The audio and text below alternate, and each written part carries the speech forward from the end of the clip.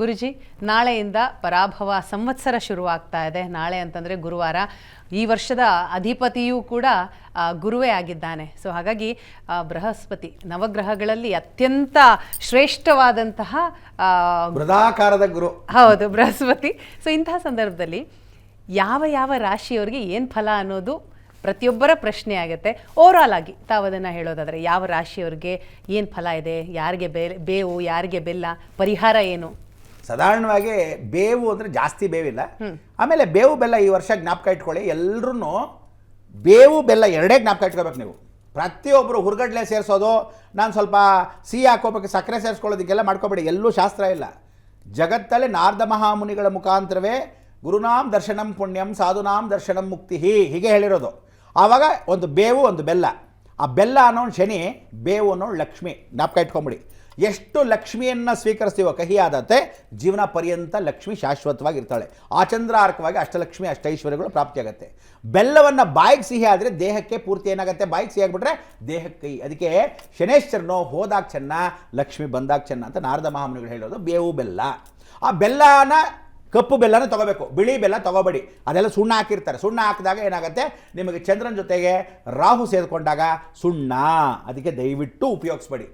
ಕರಿ ಬೆಲ್ಲ, ಹಳೆ ಬೆಲ್ಲ, ಗುಂಡು ಬೆಲ್ಲ, ತಾಟು ಬೆಲ್ಲ. ಆ ಬೆಲ್ಲಕ್ಕೆ ಚಿಗುರು ಎಲೆಗಳು, ಅವನು ಹೇಳ್ತಾನೆ ಬೇವಿನ ಎಲೆಗಳಲ್ಲ, ಚಿಗುರು ಎಲೆಗಳು, ಸ್ವಲ್ಪ ಮಟ್ಟಿಗೆ ಹೂವು, ಒಂದಷ್ಟು ಕಹಿ, ಅದೆರಡೂ ಇರಬೇಕು. ಬೇವು ಬೆಲ್ಲ ತಂದೆ ತಾಯಿಗೆ ನಮಸ್ಕಾರ ಮಾಡಿ ದೇವ್ರ ಮಲ್ಲಿಟ್ಟು ಅವ್ರು ಕೊಡೋದನ್ನು ನೀವು ಸ್ವೀಕರಿಸಬೇಕು. ಅಮ್ಮ ಸ್ವಲ್ಪ ಜಾಸ್ತಿ ಕೊಟ್ಬಿಟ್ಟಿದ್ದೆ ಬೇವು, ಬೆಲ್ಲ ಸ್ವಲ್ಪ ಸೇರಿಸು ಹಂಗೆಲ್ಲ ಹೇಳ್ಬೇಡಿ. ನಿನಗೇನು ಪ್ರಾಪ್ತಿನೋ ಅದು ಗೊತ್ತಿಲ್ಲದೇ ತಂದೆ ತಾಯಿಯಿಂದ ಬರುತ್ತೆ. ಅವ್ರಿಗೆ ನಮಸ್ಕಾರ ಮಾಡಿ ಸ್ವೀಕರಿಸಿ. ಸಾಯಂಕಾಲದಲ್ಲಿ ನಾಳೆ ಎಲ್ಲರೂ ಬನ್ನಿ ಎಲೆಗಳನ್ನು ತಗೊಂಡು ತಂದೆ ತಾಯಿಗೆ ಕೊಟ್ಟು ನಮಸ್ಕಾರ ಮಾಡ್ಕೊಳ್ಳಿ. ಅವರಿಗೆ ಕೊಟ್ಟಾಗ ಅಷ್ಟೈಶ್ವರ್ಯ ಪ್ರಾಪ್ತಿಯಾಗತ್ತೆ. ದೊಡ್ಡವರ ಆಶೀರ್ವಾದ ಪಡೆದಾಗ 9 ಪ್ರದಕ್ಷಿಣೆಯನ್ನು ಸೋಮವಾರ, ಶನಿವಾರ, ಗುರುವಾರ, ಸೋಮವಾರ, ಶನಿವಾರ, ಗುರುವಾರಗಳು ಮಾಡಿಕೊಂಡ್ರೆ ಬನ್ನಿ ಎಲೆಗಳನ್ನು, ಬನ್ನಿ ಮರಗಳನ್ನು ಯಾರು ಪ್ರದಕ್ಷಿಣೆ ಸಾಯಂಕಾಲ ಸೂರ್ಯಾಸ್ತವಾದ ಮೇಲೆ ಮಾಡ್ಕೊತಾರೋ ಬಹಳ ಒಳ್ಳೆಯದು. ಹಬ್ಬ ಗುರುವಾರ ಬೀಳೋದ್ರಿಂದ ಗುರು ರಕ್ಷಾಯ ಕವಚ. ನಾಳೆನೇ ಗೋಪೂಜೆ ಮಾಡ್ಕೊಳ್ಳಿ, ನಿಮ್ಮ ಕುಟುಂಬ ಚೆನ್ನಾಗಿರುತ್ತೆ. ಆಮೇಲೆ ಎಲ್ರಿಗೂ ಓವರಾಲ್ ಏನು ಅಂದರೆ ಬೇವು ಸ್ವಲ್ಪ ಜಾಸ್ತಿ ಅಂದರೆ, ಎಲ್ರಿಗೂ ಬೇವಿದ್ದೇ ಇರುತ್ತೆ ಜೀವನ ಪೂರ್ತಿ. ಆದರೆ ಬೇವು ಸ್ವಲ್ಪ ಜಾಸ್ತಿ ಯಾರಿಗೆ ಅಂದರೆ ವೃಷಭ ರಾಶಿಯವರು ಒಂಚೂರು ನೋಡ್ಕೋಬೇಕು, ಖರ್ಚಿಗೆ ವ್ಯವಸ್ಥೆಗೆ. ಕಟಕ ರಾಶಿಯವರು ಸ್ವಲ್ಪ ನೋಡ್ಕೋಬೇಕು, ತಾಯಿಂದ್ರ ಆರೋಗ್ಯಕ್ಕೆ. ಅದೇ ರೀತಿಯಾಗಿ ಸಿಂಹರಾಶಿಯವರು ನೋಡ್ಕೋಬೇಕು, ಅನಾರೋಗ್ಯಕ್ಕೆ. ಕೇತು ಅಂಗವಿಕಲ, ತಾಯಿನ ಕಳ್ಕೊಳ್ಳೋ ಅವಕಾಶಗಳು, ಅಂಗಕಾರಕ, ಗೈ ಕಾಲೆಲ್ಲ ಮೂಳೆಗಳು ಗಟ್ಟಿ, ಹುಷಾರಂತ. ವೃಶ್ಚಿಕ ರಾಶಿಯವರು ಬಹಳ ಜನ ಟಿಕೆಟ್ ತೊಗೊಳ್ಳೋ ಅವಕಾಶಗಳು, ದಕ್ಷಿಣದ ಗೋಡೆಗೆ ಹೋಗೋ ಅವಕಾಶಗಳು ಭಾಳ ಜನಕ್ಕೆ ವೃಶ್ಚಿಕ ರಾಶಿಯವ್ರಿಗೆ ಜಾಸ್ತಿ ಇದೆ. ಅಂದರೆ ವೃದ್ಧಾಪ್ಯದಲ್ಲಿ ಹೋಗ್ತಾರೋ, ಚಿಕ್ಕವ್ರು ಹೋಗ್ತಾರೋ ಅಂತಲ್ಲ, ಅಲ್ಲಿ ಕುಜನ ಮನೆ ಅಲ್ವಾ. ಸೊ ಆ ಕುಜನ ಮನೆಗೆ ದಿಢೀರಂತ ಬಂದಾಗ ಫ್ರಿಕ್ಷನ್. ಸೊ ಇಂಥವರೆಲ್ಲ ವ್ಯವಸ್ಥಿತವಾಗಿ ಅವ್ರಿಗೆ ಮಾತ್ರ ಬಿಟ್ಟರೆ ಬೇರೆ ಯೋಚನೆ ಇಲ್ಲ. ಆದರೆ ಓವರಾಲು ಮೇಷರಾಶಿಯಲ್ಲಿ ವಿದ್ಯಾಭ್ಯಾಸಕ್ಕೆ ಭಾಳ ಜಾಗ್ರತೆ, ಸ್ವಲ್ಪ ದಡ್ಡರಾಗ್ತಾರೆ. ವೃಷಭ ರಾಶಿಯವರು ದುಡ್ಡು ಕಾಸು ನೋಡ್ಕೋಬೇಕು. ಒಂದು. ಎರಡನೇದು, ನೂತನವಾಗಿ ಸಂವತ್ಸರ ಪರಿವರ್ತನೆ ಅಂದರೆ ಈಗ ವಿಳಂಬ ಆಗಿರ್ತಕ್ಕಂಥ ಅವಕಾಶಕ್ಕೆ ನಿಧಾನವೇ ಪ್ರಧಾನ. ಸೊ ನೀವೇನು ಮಾಡಬೇಕು, ಟೈಮಿಗೆ ಊಟಾಚಾರನ ಚೆನ್ನಾಗಿ ಮಾಡಬೇಕು. ಗ್ಯಾಸ್ಟ್ರಿಕ್ಕನ್ನು ನೋಡ್ಕೋಬಾರ್ದು, ತಲೆಭಾರ ಟೆನ್ಷನ್ ಹಾಕೋಬಾರ್ದು, ಇದು ನೋಡ್ಕೋಬೇಕು. ಅದಾದ ಮೇಲೆ ಮಿಥುನ್ ರಾಶಿಯವರು ಗಂಡ ಹೆಂಡತಿ ಅನ್ಯೋನ್ಯವಾಗಿರಬೇಕು. ಹೊಸದಾಗಿ ಲವ್ವರ್ಗಳು ಏನಾದರೂ ಮಾಡ್ಕೊಂಡಿರೋ ಸಂಬಂಧಗಳು ಮಾಡ್ಕೋಬಾರ್ದು. ಹಳೆ ಲವ್ ಏನಾದರೂ ಇದ್ದ ಪಕ್ಷದಲ್ಲಿ ಮದುವೆಗಳು ಕ್ಯಾನ್ಸಲ್ ಮಾಡ್ಕೋಬೇಕು. ಇಲ್ಲ ಲವ್ ಮಾಡಿಕೊಂಡು ಡೈವರ್ಸ್ಗೆ ರೆಡಿಯಾಗಿರಬೇಕು. ಯಾಕೆಂದರೆ ಮಿಥುನ್ ರಾಶಿಯ ದೃಷ್ಟಿನೇ ಗುರು ಮೇಲೆ ಬಿದ್ದಾಗ ಮುಲ್ಲಾಜಿಲ್ದೆ ಅಧರ್ಮವಾಗಿರೋ ಮದುವೆಗಳನ್ನ ಸೇರಿಸಲ್ಲ ಅವನು ಅಂತ ಹೇಳ್ಬಿಡ್ತಾನೆ. ಅಂದರೆ ತಂದೆ ತಾಯಿ ಶಾಪಕ್ಕೆ ಗುರಿಯಾದ ಮದುವೆ, ಅವ್ರು ಇಷ್ಟ ಇಲ್ದಿರೋ ಮದುವೆ, ಆ ಥರದ್ದೆಲ್ಲ ಇದ್ದರೆ ಪರಿವರ್ತನೆ. ಅದಾದಮೇಲೆ ಕಟಕ ರಾಶಿಯವರು ಟ್ರಾನ್ಸ್ಫರ್ಸು, ಪ್ರಮೋಷನ್ಸು, ಸ್ಥಾನಬಲನ ಇದೆಲ್ಲ ಜಾಸ್ತಿ ಇರುತ್ತೆ. ಆರೋಗ್ಯ, ತನ್ನ ತಾಯಿಗಳನ್ನ ನೋಡ್ಕೋಬೇಕು. ಇನ್ನು ಉಳಿದಿರ್ತಕ್ಕಂಥದ್ದು ಸಿಂಹರಾಶಿಯಲ್ಲಿ ದಯವಿಟ್ಟು ನಿಮ್ಮ ತಾಯಿ ಆರೋಗ್ಯ ನೋಡ್ಕೋಬೇಕು, ಮೂಳೆಗಳನ್ನ ನೋಡ್ಕೋಬೇಕು. ಅದಾದಮೇಲೆ ತಲೆ ಭಾಗ ನೋಡ್ಕೋಬೇಕು. ಗಾಡಿಗಳೆಲ್ಲಾದರೂ ನಿಲ್ಲಿಸಿದ ಸಿಂಹರಾಶಿಯವರು, ನಿಮ್ಮ ಮರದ ಕೆಳಗೆ ನಿಲ್ಲಿಸಿದ್ದೀರಾ, ಯಾವ್ದಾರ ಬಿಲ್ಡಿಂಗ್ ಕೆಳಗೆ ನಿಲ್ಲಿಸಿರಾ, ಪೋಲ್ ಕೆಳಗೆ ನಿಲ್ಲಿಸಿದ್ದೀರಾ, ನಿಮ್ಮ ಗಾಡಿಗಳ ಮೇಲೇ ಹಾನಿ. ಕಬ್ಬಿಣದ ಪದಾರ್ಥಗಳು. ಕನ್ಯಾ ರಾಶಿ ಇರ್ತಕ್ಕಂಥವ್ರು ಅಡುಗೆ ಮನೆ ಜಾಸ್ತಿ. ಸೊ ದಯವಿಟ್ಟು ಅಡುಗೆ ಮನೆ ಪದಾರ್ಥಗಳಲ್ಲಿ ಹುಷಾರು. ಅಡುಗೆ ಹುಷಾರು, ಓಡಾಡ್ತಕ್ಕಂದ್ರೆ ದೀಪಗಳಲ್ಲಿ ಹುಷಾರು, ಸೆರಗು ಹುಷಾರು, ಅಡುಗೆ ಜಾಗದಲ್ಲೇ ದೀಪಗಳು ಹುಷಾರು, ಇದೆಲ್ಲ ಹುಷಾರಾಗಿ ನೋಡ್ಕೋಬೇಕು. ಅದಾದಮೇಲೆ ತುಲಾರಾಶಿಯವರಿಗೆ ಕಾಲು ಕೈ ಸ್ವಲ್ಪ ಮಟ್ಟಿಗೆ ನೋಡ್ಕೊಳ್ತಕ್ಕಂಥ ಅವಕಾಶಗಳು. ಡಾಕ್ಟ್ರಿಗೆ ಜನರಲ್ ಚೆಕಪ್ ಮಾಡಿಸ್ಕೊಂಡ್ರೆ ಹುಷಾರು. ಪರಿಪೂರ್ಣ ರಕ್ಷಾ ಕವಚ ಇದ್ದರೆ ಅನುಗ್ರಹ. ಅದಾದಮೇಲೆ ವೃಶ್ಚಿಕ ರಾಶಿಯವರಿಗೆ ಅನಾಥವಾಗಿರ್ತಕ್ಕಂಥ ಅವಕಾಶದಲ್ಲಿ ನೀವು ಪ್ರಾರ್ಥನೆ ಏನು ಅಂದರೆ ಬುದ್ಧಂ ಶರಣಂ ಗಚ್ಚಾಮಿ. ಮನೆಯಲ್ಲಿ ಸ್ವಲ್ಪ ಬೌದ್ಧವಾಗಿರೋ ತಲ್ಕೊಂಡು ಕಲಿಸ್ಕೊಳ್ಳಿ. ಸಾಯಂಕಾಲದ ಹೊತ್ತು ವಾಕಿಂಗ್ ಹೋಗಿ. ವೃಶ್ಚಿಕ ರಾಶಿಯಲ್ಲಿ ಜಲಪ್ರತ್ಯಯದಿಂದ ಫಾಲ್ಸ್ ಹತ್ರ ಹುಷಾರು, ನದಿ ಹತ್ರ ಹುಷಾರು, ನೀರತ್ರ ಹುಷಾರು, ಬಾವಿ ಹತ್ರ ಹುಷಾರು. ತದನಂತರ ಧನುರಾಶಿಯವ್ರಿಗೆ ಏನು ಯೋಚನೆ ಇಲ್ಲದೆ ಇದ್ರೂ ತೊಡೆ ಭಾಗ ಒಂಚೂರು ಹುಷಾರಾಗಿ ಇಟ್ಕೋಬೇಕು. ತದನಂತರ ಯಾವ ಭಾಗಕ್ಕೂ ಬೆನ್ನು ಭಾಗ ಒಂಚೂರು ನೋಡ್ಕೋಬೇಕು. ತದನಂತರ 7:30 ಮುಗ್ದೋಗಿರೋದ್ರಿಂದ ಆಂಜನೇಯ ಸ್ಮರಣೆ ಚೆನ್ನಾಗಿ ಮಾಡಬೇಕು. ಮಕರ ರಾಶಿಯವರು ಇರತಕ್ಕಂಥವ್ರಿಗೂ ಪರಿಪೂರ್ಣವಾಗಿ ಕುಜ ಮೇಲೆ ಕೆಳಗೆ ಎರಡು ಕಡೆ ಬರ್ತಾನೆ, ಅಂದರೆ ರಾಹು ಕೆಳಗೆ ಬರ್ತಾನೆ, ಇನ್ನು ಕುಜ ಮೇಲಕ್ಕೆ ಹೋಗಿದ್ದಾನೆ.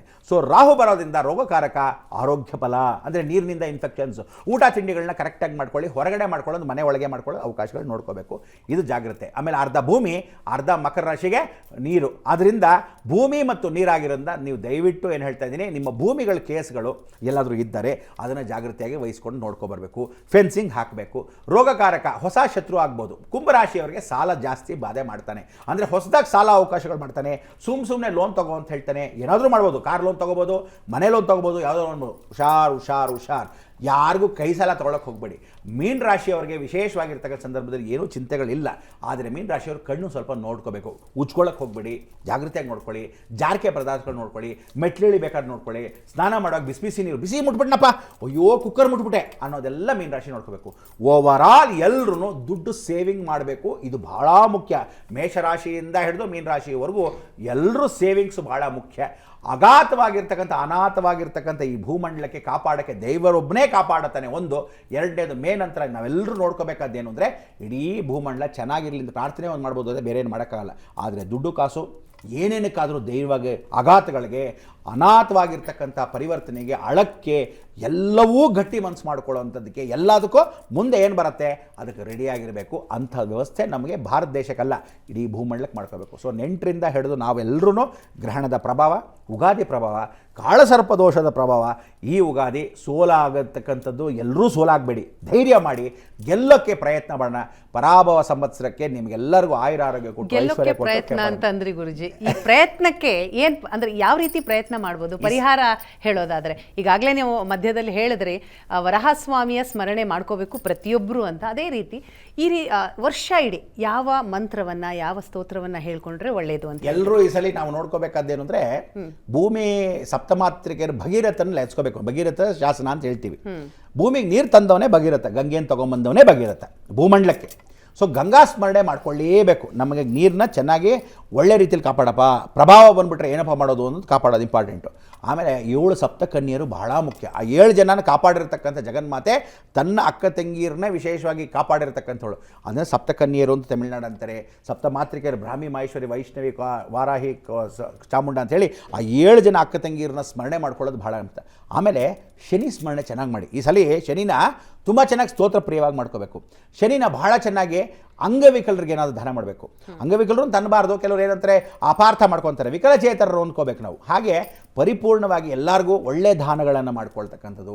ಕೈಲಾಗದಿದ್ದವ್ರಿಗೆ, ಎಲ್ಲ ವೃದ್ಧಾಶ್ರಮದವ್ರಿಗೆ, ಅಯ್ಯೋ ನಮ್ಮ ದುಡಿಯೋಕ್ಕೆ ಕಷ್ಟ ಅಥವಾ ವೃದ್ಧಾಪ್ಯದಲ್ಲಿದ್ದೀವಿ ಅಂಥವ್ರಿಗೆ ಕೂಡ ಸಹಕಾರವನ್ನು ಕೊಟ್ಟಾಗ ಬಹಳ ಮೋಕ್ಷ ಸ್ಥಳ. ಆಮೇಲೆ ಲಕ್ಷ್ಮೀ, ಕ್ಷೀರ ಸಮುದ್ರ, ರಾಜತನಯಾಮ ಅಂದರೆ ಎಲ್ಲರೂ ಇನ್ನ ಮೇಲೆ ಬಟ್ಟೆಗಳು ಅಥವಾ ದವಸ ಧಾನ್ಯಗಳು ಎಷ್ಟು ಕಾಪಾಡ್ಕೊತೀವೋ ನಿಮಗೇ ನಾಳೆ ಉಪಯೋಗ ಆಗುವಂಥದ್ದು ದುಡ್ಡು ಕಾಸು ವ್ಯವಸ್ಥೆ. ಗಂಡನಿಗೆ ಸಹಕರಿಸಿ, ಗಂಡಂದರು ಹೆಂಡತಿ ಜೊತೆ ಸಹಕರಿಸಿ, ಮಕ್ಕಳು ತಂದೆ ತಾಯಿ ಜೊತೆ ಸಹಕರಿಸಿ, ಹಠ ಮಾಡಿ ಬನ್ನಿ ಊರು ಸುತ್ತಣ್ಣ ಅನ್ನೋದು ದಯವಿಟ್ಟು ಎಲ್ಲರೂ ಬಿಟ್ಟು ಒಗ್ಗಟ್ಟಾಗಿ, ಒಂದು ಕಡ್ಡಿ ಮುರಿದಾಕ್ಬೋದು, 10 ಕಡ್ಡಿ ಮುರಿಯೋಕ್ಕಲ್ಲ, ಆ ಒಗ್ಗಟ್ಟನ್ನು ಕಾಪಾಡ್ಕೊಳ್ಳೋಕ್ಕೆ ಕುಟುಂಬ ಜೀವನ, ಲೋಕವೆಲ್ಲ ಕುಟುಂಬವಾಗಿರಲಿ ಅಂತ ಪ್ರಾರ್ಥನೆ ಮಾಡ್ಕೊಳ್ಳೋಣ.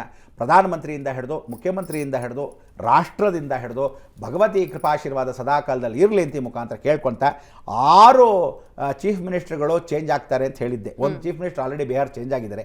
ಇನ್ನೂ ವಿಶೇಷವಾಗಿ 5 ಜನ ಚೇಂಜ್ ಆಗೋದು ಗ್ಯಾರಂಟಿ, ಶತಸಿದ್ಧ ಬರೆದಿಟ್ಕೊಳ್ಳಿ, ಅದಂತೂ ಗ್ಯಾರಂಟಿ. ಕೂಡ ಸೇರಿದೆಯಾ ಗುರುಜಿ? ಗ್ಯಾರಂಟಿ. ಆದ್ರಿಂದ ಇದಕ್ಕೆಲ್ಲ ವ್ಯವಸ್ಥಿತವಾಗಿ ನಡೆಯುತ್ತೆ. ಸೊ ಒಂದು ಕಾಲಕ್ರಮೇಣ 1 ದಿವಸ ಆಗ್ಬೋದು, 2 ದಿವಸ ಆಗ್ಬೋದು, 1 ತಿಂಗಳಾಗ್ಬೋದು ಅಂತ. ಆದರೆ 1.25 ವರ್ಷದ ಫಲ ನಾವು ಈ ಯುಗಾದಿದಲ್ಲಿ ಎಲ್ಲರೂ ಹೇಳಿರ್ತಾರೆ, ಈ ರಾಶಿಗೆ ಚೆನ್ನಾಗಿದೆಯಂತೆ, ಆ ರಾಶಿಗೆ. ಒಳ್ಳೇದಕ್ಕಿಂತ ನಾವು ಜಾಗ್ರತೆ ತೋರಿಸಿವಲ್ಲ, ಅದು ಬಹಳ ಮುಖ್ಯ. ಸೊ ವೀಣಾ ಮುಖಾಂತರ, ನಮ್ಮ ಮುಖಾಂತರ, ಸುವರ್ಣ ಮುಖಾಂತರ ನಿಮ್ಗೆಲ್ರಿಗೂ ಮತ್ತೊಮ್ಮೆ ಯುಗಾದಿ ಹಬ್ಬದ ಶುಭಾಶಯಗಳನ್ನು ಕೋರ್ತಾ ಲೋಕ್ ಶುಭಾಶಯ ಪ್ರಾರ್ಥನೆ ಮಾಡಿ. ಹರ ನಮ ಪಾರ್ವತೀ ಪತಯೇ, ಹರ ಮಹಾದೇವ ಶಂಭು. ಗುರುಜಿ, ತಮಗೂ ಕೂಡ ಪರಾಭವ ಸಂವತ್ಸರದ ಶುಭಾಶಯಗಳನ್ನು ತಿಳಿಸ್ತಾ ಕಾರ್ಯಕ್ರಮಕ್ಕೆ ಬಂದು ಸಾಕಷ್ಟು ವಿಚಾರವನ್ನು ತಿಳಿಸ್ಕೊಟ್ಟಿದ್ದೀರಿ. ಧನ್ಯವಾದಗಳು. ನಮಸ್ಕಾರ ವೀಕ್ಷಕರೇ, ಪ್ರತಿ ವರ್ಷದಂತೆ ಈ ವರ್ಷವೂ ಕೂಡ ಹೊಸ ಹಸಿರು, ಹೊಸ ಚಿಗುರು, ಹೊಸ ಕನಸುಗಳೊಂದಿಗೆ ಮತ್ತೆ ಪರಾಭವ ಸಂವತ್ಸರ ಬಂದಿದೆ. ಈ ಸಂವತ್ಸರ ಎಲ್ಲರಿಗೂ ಶುಭವನ್ನ ತರಲಿ ಅಂತ ಆಶಿಸ್ತಾ ವಿಶೇಷ ಕಾರ್ಯಕ್ರಮವನ್ನು ಮುಗಿಸ್ತಾ ಇದ್ದೀನಿ. ನೇರ, ದಿಟ್ಟ, ನಿರಂತರ ಸುದ್ದಿಗಾಗಿ ನೋಡ್ತಾ ಇರಿ ಏಷ್ಯಾನೆಟ್ ಸುವರ್ಣ ನ್ಯೂಸ್. ಜೈ ವಾರಾಹಿ.